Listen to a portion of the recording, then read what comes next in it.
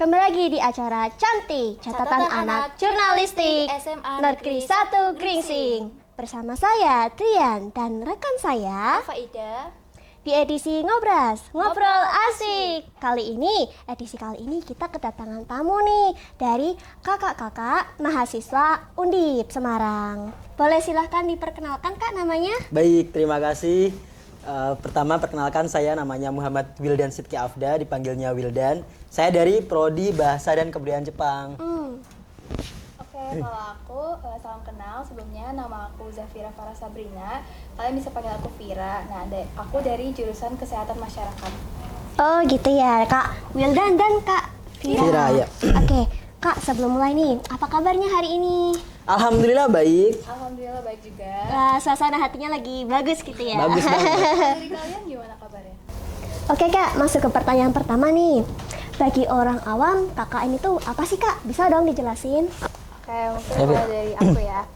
Jadi, Oke, kalau KKN itu, kalau menurutku adalah suatu kegiatan di mana mahasiswa itu dituntut untuk menyalurkan ilmu yang sudah diterima dari kampus dan diberikan kepada masyarakat. Jadi dari bertahun-tahun mahasiswa itu belajar di kampus. Nah, pada saat KKN itu adalah waktunya mahasiswa itu untuk memberikan informasi dan juga ilmu pengetahuannya kepada masyarakat. Oh begitu ya Kak, jadi fungsinya KKN itu untuk diberikan ilmu kepada masyarakat. Oh, jadi sama aja kerja nyata ya Kak ya? Iya, betul banget.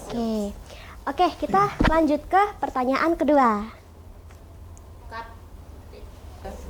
Oke Kak, lanjut ke pertanyaan kedua nih. Program KKN itu meliputi apa saja dan sejauh ini sudah melakukan kegiatan apa saja? Oh ya, jadi namanya KKN tadi benar kan? Itu kita mengabdi kepada masyarakat. Jadi sebenarnya dari kita sendiri pun ada program sendiri gitu. Dari pertama ada program mono, yaitu program individu masing-masing sesuai program studinya. Kalau aku berarti sesuai aku yang bahasa kebudayaan Jepang, kalau Vira sesuai yang dia kesehatan masyarakat. Terus ada program multi, itu program bareng-bareng gitu. Jadi kita mikirin program apa nih yang itu bisa berdampak buat masyarakat. Tapi nggak hanya itu aja, tentu aja. Tadi kan mengabdi kan. Jadi semua kegiatan di desa ini ya kita ikut aja gitu. Misalnya ada acara di balai desa apa ya kita ikut. Ada acara tetangga apa kita bisa ikut. Ada acara apapun lah. Misalnya di SMA ini juga ya kita ikut gitu. Karena kan itu sebagian dari mengabdi kepada masyarakat. Oh, berarti kalau dipikir-pikir termasuknya seperti mengikut kerja masyarakat begitu ya Yap, Kak? siap. Kan kuliah kerja nyata jadi kita gimana sih kita mencoba untuk bergabung kepada masyarakat gitu. Mencoba untuk terjun kepada masyarakat sebelum nantinya kita benar-benar terjun ke masyarakat gitu. Oh, begitu. Yeps. Keren banget ya. Oke, untuk pertanyaan selanjutnya saya serahkan kepada rekan saya, Afaida. Baik, terima kasih kepada rekan saya Adrian karena sudah memberi kesempatan saya untuk bertanya kepada kakak-kakaknya.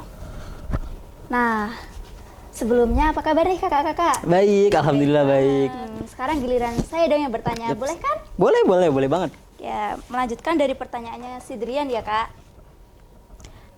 Kegiatan KKN ini sudah berjalan berapa lama sih kak? Dan suka dukanya apa aja? Banyak sukanya apa dukanya nih? Sukanya lebih banyak dong, pasti dong. Nah, kalau berapa lama ini masuk ke minggu ketiga ya? Minggu ketiga ya. Jadi udah berjalan sekitar 2 minggu. Lalu ke suka dukanya. Kalau sukanya tentu asik banget ya. Karena bayangin 10 orang gitu kan langsung masuk. Kita nggak kenal sebelumnya, tiba-tiba langsung masuk serumah bareng. Kita harus gimana sih caranya kita bisa survive gitu kan. Dan apalagi kalau misalnya 10 orang itu asik gitu kan, teman-temannya asik, entah cewek atau cowok, guyonannya enak. Nah itu seru banget. Itu tuh kayak sehari-hari tuh pasti tuh ketawa aja gitu bawaannya.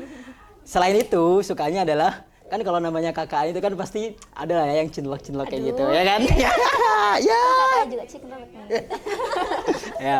Nah itu kan tentu juga suka dong kalau kayak gitu dong. Kalian pasti kalau besok KKN pastilah cinlok pasti mungkin ada ya. Atau mungkin teman kalian lah gitu. Itu buat sukanya ya. Terus kalau buat selain itu juga kita juga belajar, mungkin termasuk suka sih menurut aku gitu. Kita juga belajar gimana sih caranya kita ngobrol sama masyarakat gitu kan. Dari yang anak-anak, dari yang bapak-bapak, ibu-ibu. Itu enak aja gitu ngobrol sama mereka. Jokesnya mungkin ngikutin mereka gitu kan. Cara kita ngejokes, cara kita membawanya, cara kita bisa nyambung loh ngobrol sama mereka gitu kan. Nah itu buat sukanya. Kalau untuk dukanya, overall sih dukanya sih nggak terlalu ada ya. Cuman biasanya kayak ada kalau mau jujur-jujuran ya, ada mungkin kegiatan yang sebenarnya bukan kegiatan dari kita gitu, tapi kayak mungkin dari mereka mungkin kegiatannya kurang briefing, dari mereka kegiatannya kurang siap lah gitu, prepare-nya kurang lah. Nah, kita kan juga kalau mau membantu kan juga bingung gitu ya. Dari mereka nggak siap, dari kita mau membantu bingung gitu. Dan kita sebagai anak KKN juga nggak punya kuasa untuk gimana-gimana. Nah, itu mungkin duka juga kayak, nah ini gimana nih? Tapi kalau misalnya ada dari kegiatan itu ada yang salah, kita bisa kena gitu kan, padahal bukan kegiatan kita gitu. Nah, itu salah satu duka. Terus kalau misalnya ada teman-teman yang mungkin ada agak males, nah itu juga mungkin agak duga tuh kayak, kok bisa males sih gitu kan, maksudnya kadang bangun pagi susah gitu ya, atau hal-hal lain lah gitu. Nah itu kadang yang bikin aduh gitu. Cuman tetap aja lebih banyak sukanya sih, lebih asik banget pokoknya ikut Ternyata KKN. seru banget ya kegiatan Seru KKN banget ini. pokoknya. Lanjut ke pertanyaan berikutnya ya Kak. Boleh. Nah, untuk pertanyaan berikutnya, saya punya pertanyaan. Kan kami dengar-dengar dari sebagian orang kan mengatakan bahwa kegiatan KKN itu hanya makan, minum, tidur, dolan, dan cari-cari perhatian kan? Apakah benar seperti itu sih Kak? Bisa dong dijelaskan kepada kita? Adalah benar. Oh iya.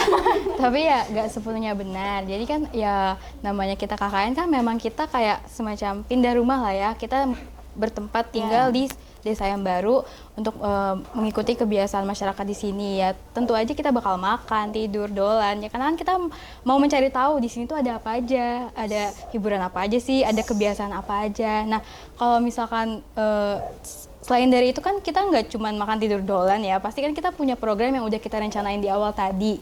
Kita punya program mono, punya program multidisiplin, nah, yang mana kita bakal laksanain selama kita melakukan KKN di desa ini. Dan pastinya kita bakal banyak sekali kegiatan dan tentunya perlu banyak sekali cara untuk kita bisa manage waktu yang baik. Gimana caranya supaya ke 10 orangnya itu bisa kita manage dan bisa kita ikutkan ke semua kegiatan masyarakat yang ada di desa ini supaya ya jadi produktif lah ya. Jadi nggak cuma makan tidur dolan doang ini di posko, atau misal ada nih yang misal cuma tidur doang di posko, nggak ada kayak gitu, supaya nggak ada Emang iya.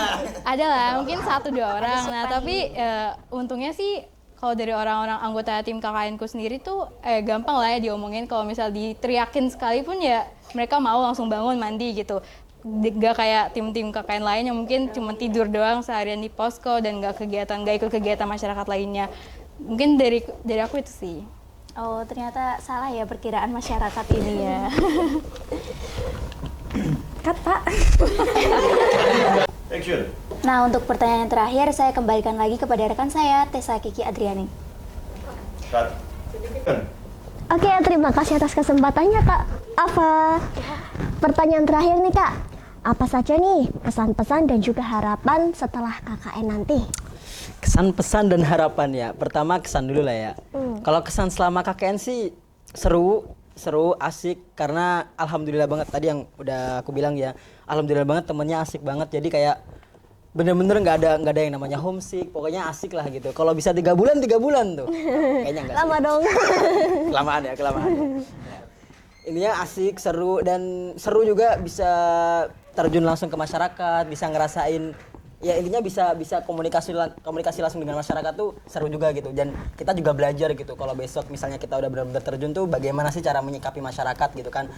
Kalau untuk pesannya sih, ya semoga apa yang udah kita lakuin di sini, semua program yang udah kita lakuin di sini, semoga masih bisa bermanfaat untuk masyarakat gitu ya. Semoga semua hal yang kita lakuin tuh benar-benar bermanfaat gitu. Dan seperti kata Pak Sukari gitu kan, quote dari Pak Sukari yang pertama adalah membuat cerita, meninggalkan cerita, dan mempertanggungjawabkan cerita. Jadi itu quote yang kita tanam dalam hati gitu. Benar kan semuanya? Ya benar.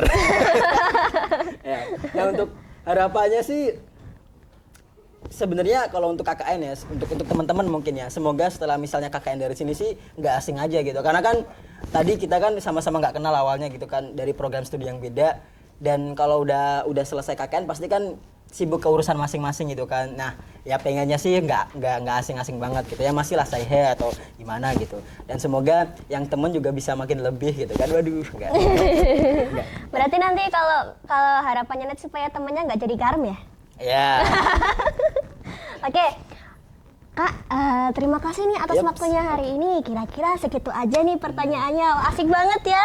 banget. Dan juga setelah kita dekat-dekati juga nih.